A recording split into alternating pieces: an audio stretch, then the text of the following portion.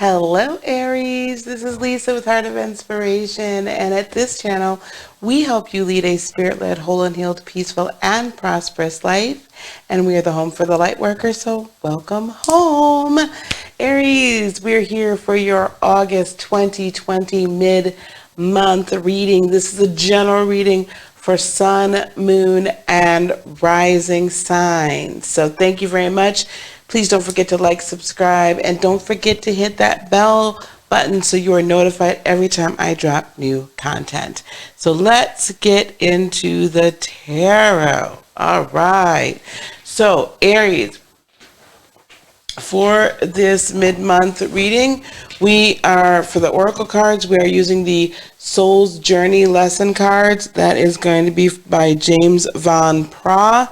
The Soul's Journey cards by James Van Pra, what we're going to use for oracle cards to get the overall energies for the remainder of the month. Okay, so let's see what we have. Let's get 3 cards for Aries, Sun, Moon, and Rising. 3 cards, Aries, Sun, Moon, and Rising. Aries, Sun, Moon, and Rising. Oh, regret. I know I cannot change the past. So let's put our little stands up here. Regret. I know I cannot change the past. And let's see about 2 more for Aries, Sun, Moon, and Rising. 2 more cards, please. Aries, Sun, Moon, and Rising. 2 cards. Aries, Sun, Moon, and Rising.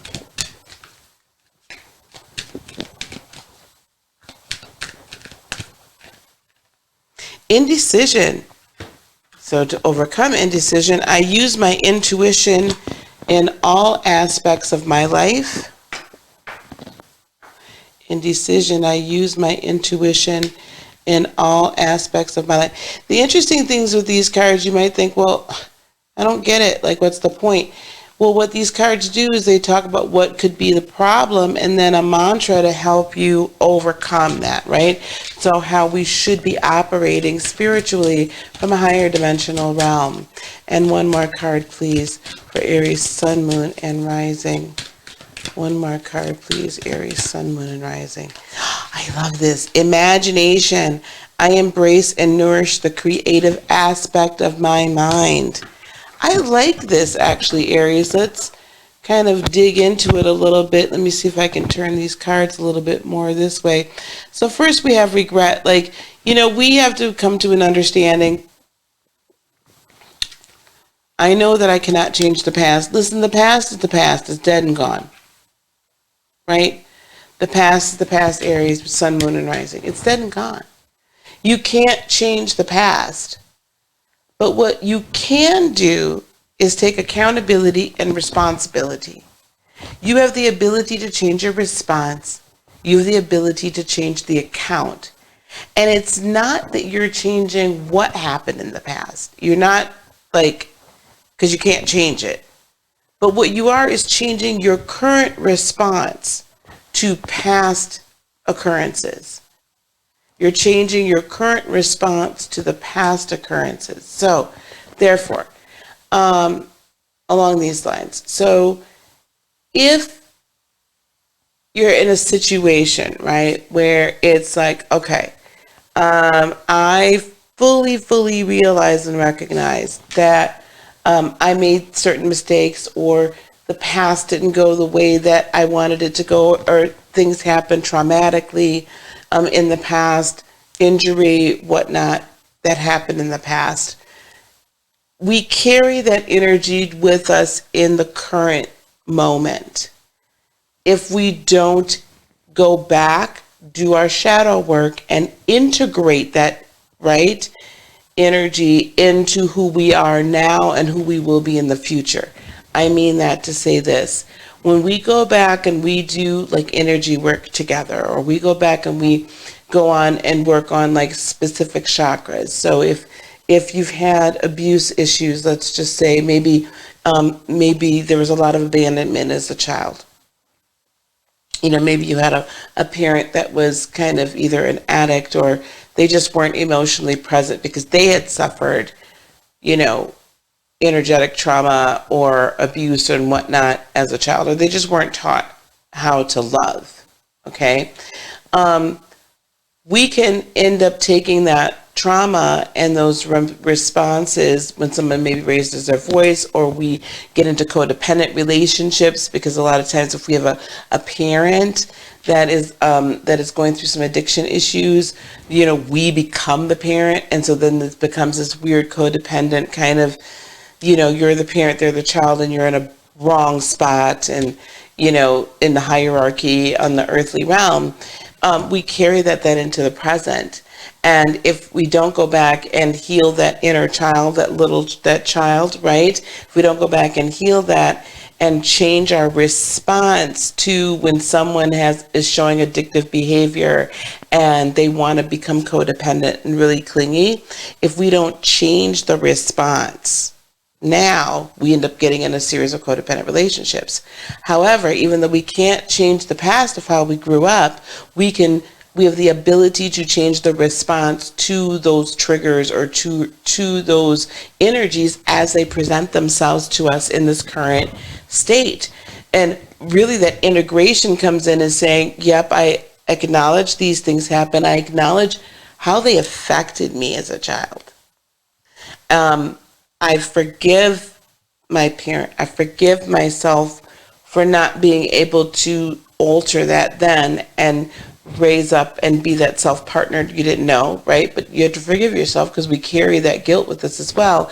And then now in the current situation, if we're presented with someone that has addictive issues, then what happens is we're going to now be able to change our response, because now we've integrated all these energies into ourselves and we now have healed that, right? We're not saying that it didn't exist, but we've now healed it because we've learned from it. Come on, pumpkin, over here. We've now learned from it. Okay? No. You can go right here. There you go. And so we integrate that energy then as we're becoming a whole, as we become a whole being, right? As we become self-partnered. This indecision, because if we haven't integrated that trauma, if we hadn't done that shadow work and then integrated that part of us into the whole, right? We end up being rather indecisive, right? We don't trust our intuition. So I use my intuition in all aspects of my life. You see, as we change our response, right? And as we update the account and integrate the account, because we have the ability to do that, into our current life, then we learn to be able to trust our intuition. Because if you think about it, if we're still talking about that example of the past, if we change the account and change our response and look at the account of what happened from a different perspective, then we can recognize, we intuitively knew that this wasn't right. We just didn't have the ability to change it because we were a child, right?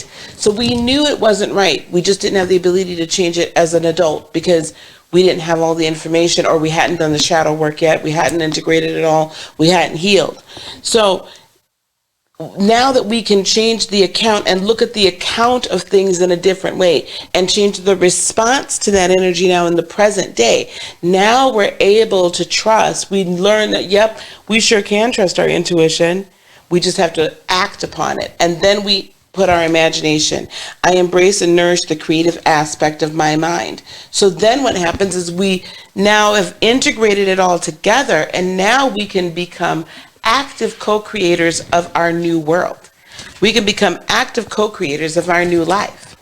We can now say, yep, when this energy comes at me, my response is now this instead of this.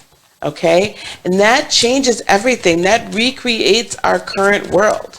So embrace that ability. And as you do that energetically, that renews and nourishes your mind, okay? Your mind is renewed with the washing of the word, right, that's in the Bible, and of your word.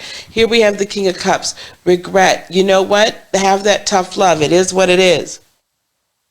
Okay? Have that love for self that is objective and not kind of like a sappy, touchy-feely, that fatherly, right? That masculine love. And hey, it's okay to be hard on the people that did those things, and it's okay to be a little bit harder on yourself.